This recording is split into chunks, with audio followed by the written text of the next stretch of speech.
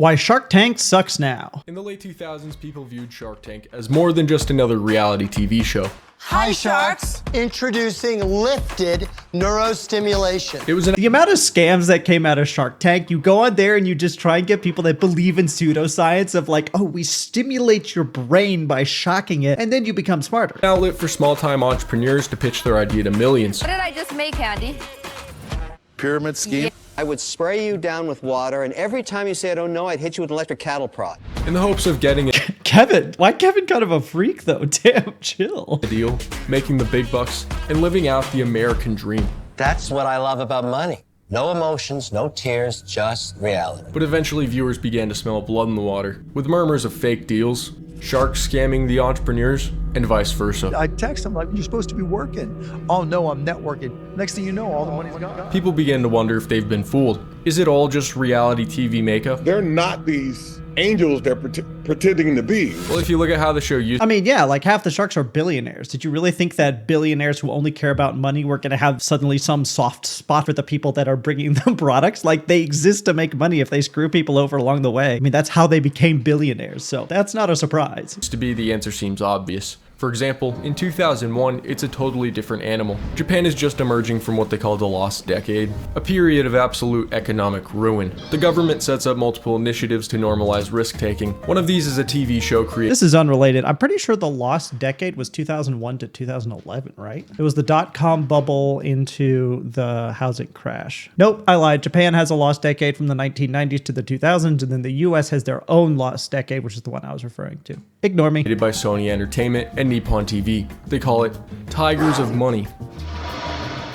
I would like to have $250,000 to invest in my business. Yeah, but like, what's your business? It is like the most long, awkward silence ever. This is before editing existed, apparently. The business I would like to have is the first and only fast food pizza business in Japan. You can sit at home, call on your phone, and the pizza come there.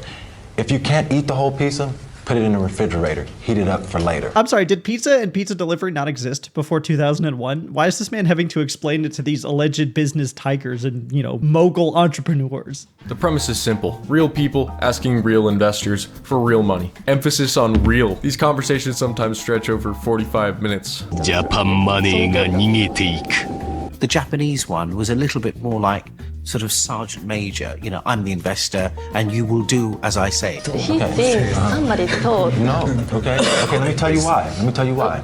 Because no one has done it yet, doesn't mean that it's not successful. 皆さんにご説明したいのが But it's a compelling premise, and the show gains a cult following. The idea that the money might yield profit to the dragons was not really in the Japanese show. It was really more like a begging show in which business people begged for money, and if they were impressive enough, they got. However, the creators realize that this show has even bigger potential over in the West, where entrepreneurs are becoming the new rock stars. So they cut the negotiations down to the most important parts and make the format similar to familiar shows like The X Factor. In 2005, Dragon's Den premieres in the UK, and in 2006 in Canada. Picture this. You're a single individual watching television alone. Wouldn't it be great if you could find like-minded individuals that love to travel and found each other on Travel Acquaintance? Is she pitching a dating app or like a meetup IRL app? Travel Acquaintance is a unique,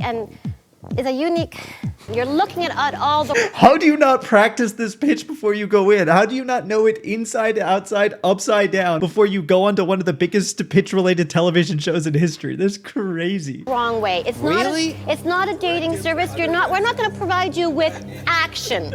Then what is it? If it's not a dating service, then what do? You meet up with people in real life and go on traveling adventures with them. I feel like she doesn't know what this is for. It's like Grindr. It's like, no, Grindr's a dating app. Okay, fine. Why not? Why would I use your service? Reviews are mixed. I know I keep pausing, but Kevin is desperate for a service that will hook him up with people. Well, women take one look at my shiny bald head and run away screaming. I want a service where they have to hook up with me. Pitch me that. But it's clear the show doesn't resonate with audiences in either of those countries quite yet. So Sony decides to take the same trip our founding fathers once made, to a place where it most definitely will.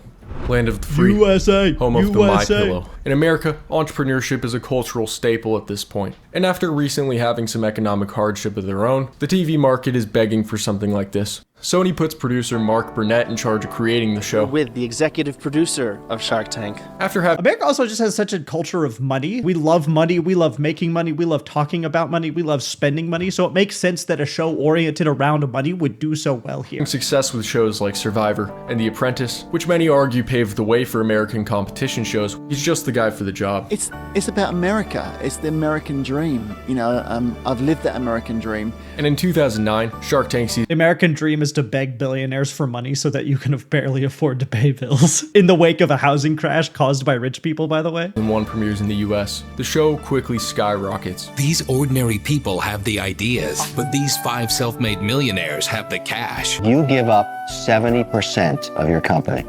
And I think the reason it's resonated with fans is really largely the recession. So many people have lost jobs, and America is an entrepreneurial nation. The show gives everyone a fair chance to prove they have the next big thing. Some show promise. I think I'm going to take Daniel's deal. Others show delusions of grandeur. The Ionic Ear investment opportunity is a implantable Bluetooth technology.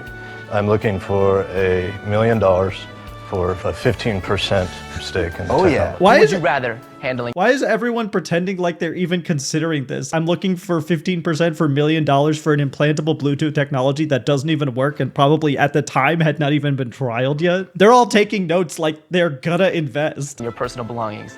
This unprofessional, unlicensed, uninsured mover, or these professionally trained, enthusiastic college foxes packing boxes. Either way, it's fun to watch. Is this just like Hooters, but for moving, where you just have scantily clad? It's like a maid service, but for moving. And apparently, it's even good for the community. The problem is, right now, these people cannot get bank loans.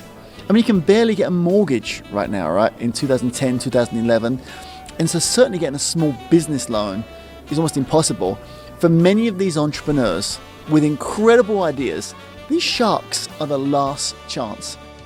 However, Mark... Which is kind of sad when you think about it. It's basically the premise of a Mr. Beast video where people who have no other option are like, fine, I'll go on this game show, I'll try and earn money. It's basically the same thing with Shark Tank. My business is failing, I just need some money to get it started. Okay, fine, I will go onto the show and beg billionaires to help me out. Cuban's arrival in season 2 flips everything on its head, and fans get their first hint that the show might not be as charitable as advertised. The minute we brought Mark Cuban, our first billionaire, onto the show, everything changed. 2 contestants who refuse offers to be on the show reveal that it's because at the back of their contract is a clause that states every contestant has to give the production either 2% of all their profits or 5% equity in their company. Most savvy entrepreneurs wouldn't be willing to give an automatic stake of their company just for appearing on the show. Mark hears about this and is out. Look, I get that that's a lot between 2 and 5%. There's definitely an argument to be said for some fee to be on the show, but if you go on the show, then you've already gotten millions and millions and millions of dollars worth of advertising. Hundreds of thousands, maybe even millions of people are watching this and knowing what your product is, and they're probably going to go out and buy it. I feel like that's definitely worth charging something, right? Maybe not actual stake in the company, but if the company becomes successful, maybe you owe the network something. Just getting on the show guarantees you a level of success, and I feel like that's worth paying for. He gives ABC an ultimatum. Either they remove the clause or he walks. Fortunately, they fold under the pressure and remove it, and honestly, Mark's kind of based for that. Posts about his victory on Facebook. Fans applaud, but it turns out this isn't the only case where the show slighted entrepreneurs. In 2013, former NFL player Bubba Baker goes on Shark Tank to get help for his struggling boneless rib business. Sadly, I married a woman that doesn't like ribs because they're too messy. So I vowed to find a way for my wife to be able to enjoy ribs. But how do you make ribs less messy? You take the bones out. The show was putting itself out there as the American dream. And the purpose for marketing and, gaining capital, because that was a hard thing for us to do back around 2012. We had just come out of a bad economy. His pitch is flawless, and he gets 2 offers. So my offer is very simple. I'll give you the $300,000, but I want 49%. That idea is so... 49% for $300,000? $300,000 is not that much. Food-priced products can get really profitable. That seems like a bad deal to me, right? Brilliant. I'll do the exact same deal, but I'll only take 30%. Bam, Kevin. This greedy savage, his deal is horrible. He's never done a deal like this. Al, let me clear it up for you. I think you're paying a very expensive price for somebody to make a phone call for you that you could do on your own. Ultimately, he goes with Damon John's offer of $300,000 for 30%. Well, he already had me at the first taste of the ribs, but then when he pulled out, the cherry on top was Kevin O'Leary, who, who's really not a bright guy, was interested into it, and I knew that I can make a profit and at the same time as stabbing Kevin O'Leary. What about this pitch instead? They go on there, pitch their show. If more than one shark wants it, they have to box right then and there. The winner of it gets to make an offer. 3 years go by, and on the surface, Bubba's living the dream. And Damon is parading the business around as a $16 million success story. However, all the way in 2023, the Los Angeles Times comes out with a report where Bubba and his family claim that behind the scenes, what began as their Shark Tank dream has been a nightmare. We thought we were on our way up, and unfortunately, it's been a downhill battle. But before I just take the report at face value, apparently the problems start right after they finish filming the episode. Damon suddenly changes his offer to $100,000 for 35%. If you're in that environment, you're not asking a lot of questions, he said. It's Damon John. My wife and daughter would have killed me if I said I wasn't signing this. Wait, so he just cuts the deal by a third and increases the amount of money he gets? He's basically valuing the company at 1/3 of what it was before. Just don't take the deal. Say, no, I'm not going to do that. I got the publicity of being on Shark Tank. I don't need $100,000. That's basically nothing. Especially if you're an NFL player. Do you not have that NFL money to invest in this? This is awful. Just back out. She said, hey, Dad, our future's in your hands.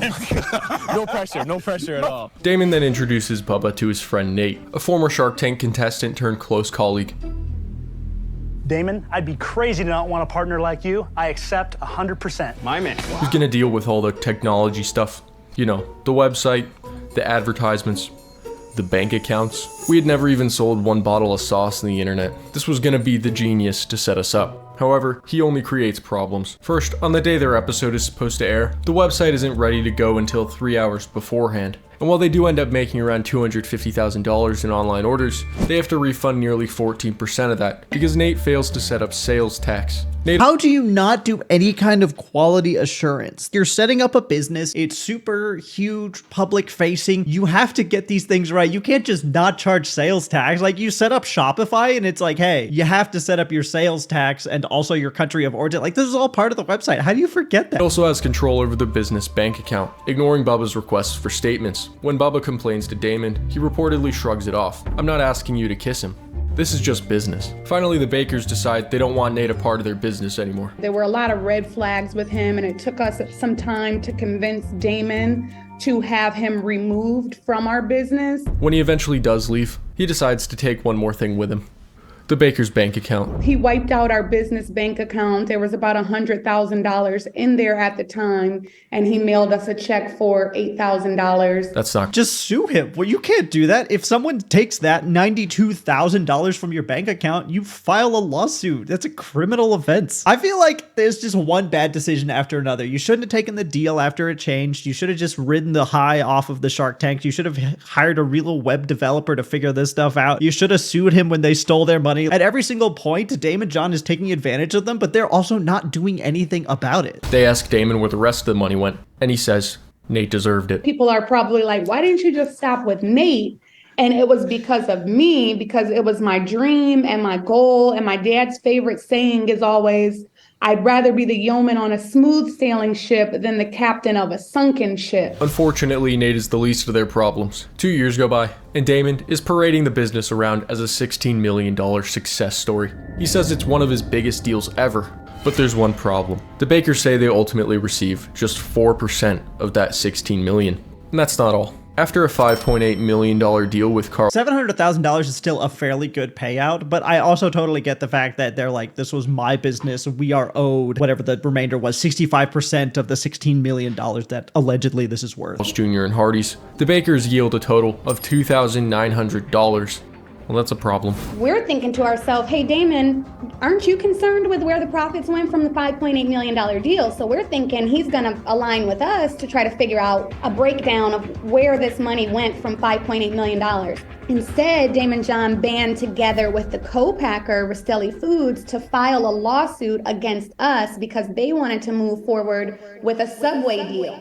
Rastelli Foods Group is a family business with family values. I feel like at this point you just sue them and then say, hey, if you want to get out of the lawsuit, you just have to buy me out of my 65%, valuing that at whatever 65% of $16 million is. This went on so long with everybody just squabbling back and forth and nobody just like doing something. Yeah, Damon is absolutely in the wrong for taking advantage of people when he's got the big platform and the big money, but also they just needed to sue and then say, you gotta buy me out, and then this all goes away. This could have been so easily solved. Family ethics. We have to make a very clear distinction. No one works for Rastelli. They are enslaved by Rastelli. They work with Rastelli. It's a very clear distinction. Anyone who says that is just, it's such corporate garbage to be like, you don't work for us, you work with us. No, I work, you pay me, and then we keep our lives entirely separate. Please do not talk to me after 5 p.m. Bakers say they're completely shut out of negotiations and accuse both Damon John and Rastelli Foods of trying to take over their business. You never knew at one time how much revenue you were actually generating. Absolutely not. And there was no way for us to like log into a bank account and see, oh, okay, the product cost this much, the expenses were this much, the storage was this much. Again, I'm not victim blaming them for like not doing something, but it's stuff like this that's crazy to me. How do you own and run a business that you've pitched on Shark Tank and you don't know basic things like your bank login, how much product cost, how much you're selling it for, how many units you've sold? It's crazy to me they at no point were like, we should figure this out and tried to do something about it. Obviously, again, bad on Damon John for taking advantage of them how he did, but also their management ability seems to be severely lacking here.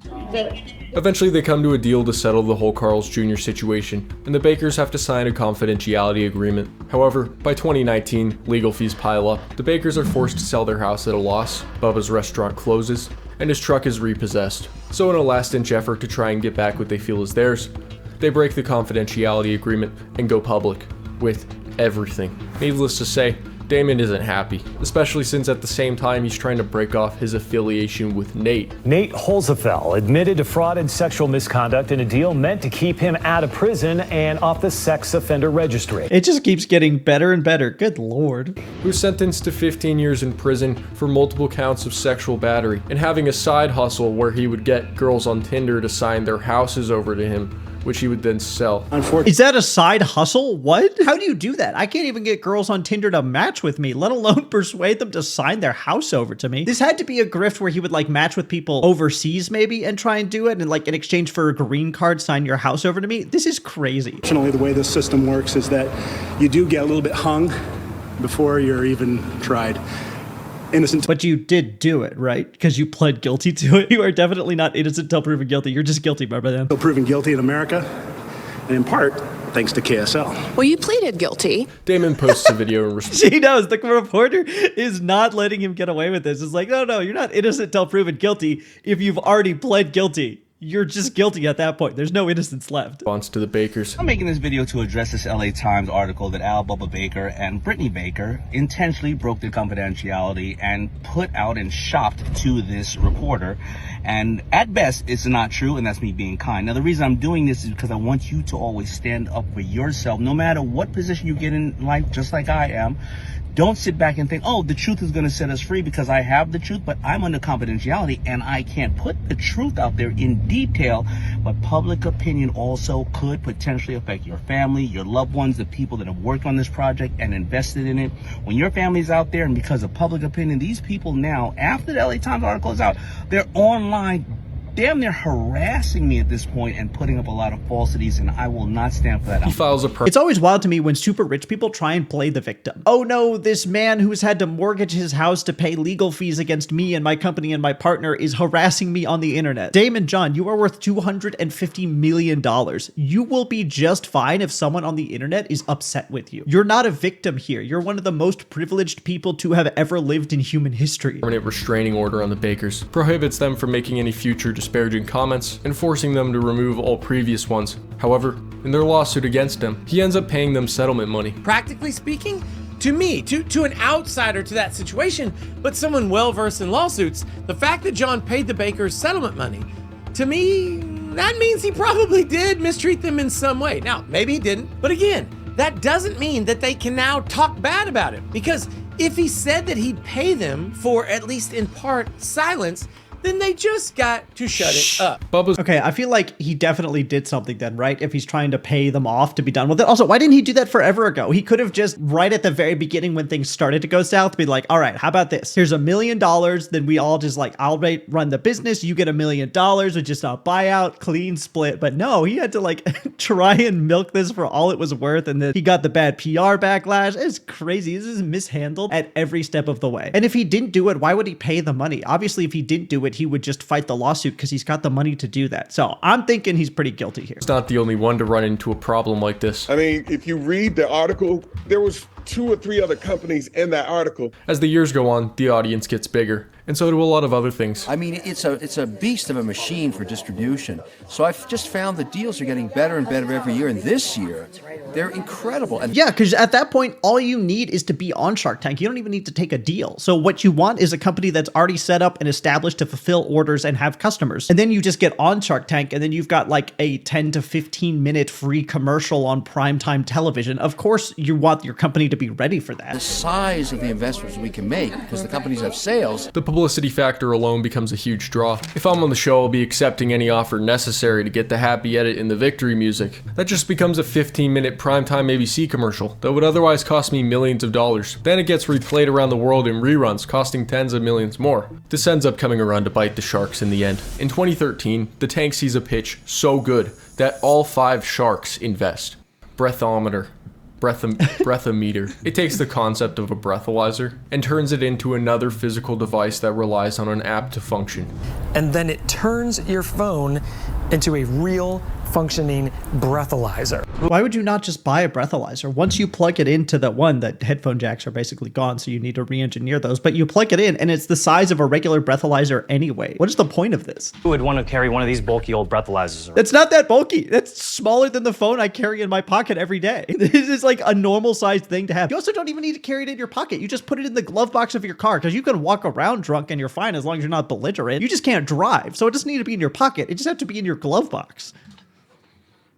It's just dead silence. It's just a normal size object to have in your pocket. So that's why I created Brethometer. I'm still not putting this in my pocket. It's the same size. What are you talking about? This is a terrible idea. Pocket, man. The Sharks take the bait, each of them pitching in hundreds of thousands of dollars. From the entire team of the Sharks. I'm ecstatic right now. I have no words. I'm shocked. But soon it becomes clear Charles isn't quite the entrepreneur they thought he was. The guy, Charles, I look at his Instagram and he'd be in Bora Bora. And then I look at his Instagram. Shit. Yes. What? 2 weeks later and he'd be in Vegas partying, you know, then he'd be on Necker Island with Richard Branson. And I text him like, what the yeah, so that was my biggest beating. Do you blow up on these guys or you just say, fuck There's it? no point. Yeah, there's no point. It ain't gonna change. Ain't gonna Maybe he was testing the product though. He's probably testing the product. This would be a fair explanation. However, this is where things get even worse. And the most important question is, are you safe to drive? No, it turns out the device is having problems of its own. Why would you blow on it? Like, that seems terrible because you've got all the regular air just from the air that doesn't have alcohol in it. That's why the breathalyzer, you blow into a tube. That way it only measures air that's in your mouth. You do this and you just kind of breathe on it. If you don't breathe on it hard enough, it wouldn't measure. It seems terribly engineered. It's analyzing my breath right now, my whiskey breath. And it gave me a 0.00. Wow. Apparently, I have not had a single thing to drink. So that's actually one of my critiques of this thing. In 2016, the FTC calls Charles, telling him they've received numerous complaints of false advertising, and that he needs to take the breathalyzer feature off of his breathalyzer app. You have to take the breathalyzer feature off the breathalyzer? It's just a piece of plastic. Brethometer settles with the FTC over deceptive advertising. Of course, his angel investors wouldn't be too happy to hear this. When we started this journey... Well, yeah, that would be the equivalent of Ring getting sued by the FTC because for some reason they weren't allowed to use video. It'd be like, you have to take off the video feature of your video security system. You'd be like, oh, well, I'm just going to pivot. Like, what? It doesn't do anything after that. With you, it was Brethometer. We were testing alcohol levels in blood. Now the information coming out of the company is almost completely different. New product line, new direction, new partners. What happened to Brethometer? Is it still going to sell? Are you going to continue developing it? Or are you just going to throw it off the slate? Rather than shutting down the operation, Brethometer, the breathalyzer company, decides to change markets. Essentially, Brethometer is a breath analysis platform. What does that mean? What is breath analysis? That is the most bold pseudoscience ever. What? We were looking to expand and go really deep into alcohol, but we realized that there was a much larger opportunity. No, you realized that the product you had didn't work, so you were legally forced to pivot away and do something else. You did not realize there were bigger opportunities in other places. Oral health. So we're moving into things like oral health care, hydration, fat burning, asthma, even you can go as far as diabetes and lung cancer. I'm sorry, did you say diabetes and lung cancer? Can you smell cancer on someone's breath? Do you think you can blow into your phone and it will tell you if you have cancer? That's crazy. This is just Theranos 1.0. And apply breath detection to a variety of things. Everything as extreme as to lung cancer, to diabetes. Really? In the end, this doesn't work, and Brethometer is forced to refund all the customers. The lesson learned here? Well, the money certainly helped Charles's case. The publicity is all he needed to get his product off the ground. A shark recommending a product is basically a celebrity endorsement, and having packaging with the as seen on Shark Tank logo is enough for any product to fly off store shelves. Charles isn't the only person to take advantage of this. Here's a really important message. Please pay attention. There are hundreds of scam ads out there using my name, my face, and these scammers are getting good. They're saying things like this. Hello, Shark Tank here. I'm Lori Greiner. Dive deeper with the Shark Effect. Tune into our genuine keto secret. Hi, everyone. Shark Tank here. Today, I will share a secret method on how to lose weight as quickly as possible without dieting or going to the gym. This is our only officially licensed product. Shark Tank in the house. They are fake. They are scam ads. Do not pay attention. Remember in season 1 when they had this intro? These ordinary people have the ideas, but these 5 self-made millionaires have the cash. Well, as the years go on, more and more of the contestants have both the ideas and the cash, and don't need much financial help at all. The Lark bottle is the world's first self-cleaning water bottle. I have a couple of these. Oh, you do? Yeah. Great. You do? That is awesome. I do. We raised our first round of venture capital in 2013 after we launched the app. And then we raised our second round in 2015. What has happened is we've gotten more and more sophisticated applicants that most entrepreneurs that walked in the door in season 1 and 2 are asking for $10,000, $20,000, had no sale, but had a simple product and a dream in their hand. The producers and it seems like they're just treating this like a venture capital fundraising opportunity where like they've already got the money and they're doing well and the company's up and functioning, but all they want to do is get a little more publicity and just a little more money under their belt if they can. So you go to the sharks and ask for it as opposed to asking to actually start a business. Sharks see it as a good thing. However, as the years go on, it becomes a noticeable trend. Longtime fans start to protest the change. I miss the old days when it was about people who were truly getting started and needed help, instead of everyone already having $1 million+ valuation out the gate. I'd like to thank you all for letting me take a dip in your tank. I've mortgaged my home twice. I've taken my kids' college funds, my 401k, all my savings, and a mountain of debt on my credit cards. I feel like you don't need a Shark Tank investment at that point. You just need a financial advisor to help you out of the hole that you've dug for yourself. Wow. Stop right there. The show has jumped the shark. It used to be these tiny companies that truly needed the investment and expertise from the sharks. Now, if you don't have millions already in sales, a client base of 30,000 customers, etc., they don't even bat an eye at you. Or it's already a decent sized company who clearly plans to not take any deal and just exploits the show for massive free advertising. Today the show's viewership is strong as ever. Excited to be here today, all of us sharks and dragons and lions, and so humbled to be invited by the United Nations to learn about the Sustainable Development Goals and how we can contribute. At the end of the day, this is reality TV, so it's all about entertainment. Plus today there's plenty of other ways entrepreneurs can secure funding. As for publicity, there's always social media, and as we've learned, it's probably best that people with less experience stay away from the show, for their own sake. But comment and let me know what you think about all that, and subscribe. Good video, Why Shark Tank Sucks Now by Sir W. Thanks for watching.